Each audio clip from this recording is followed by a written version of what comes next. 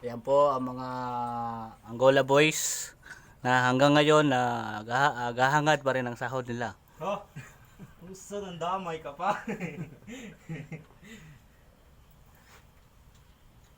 Nandamay ka pa. Medyo malamig ngayon kaya medyo nagkapag.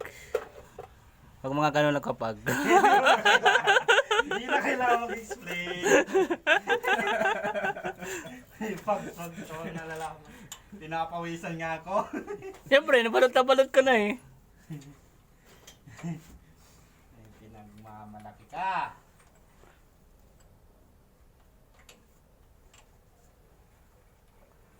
Tricks nga yun eh.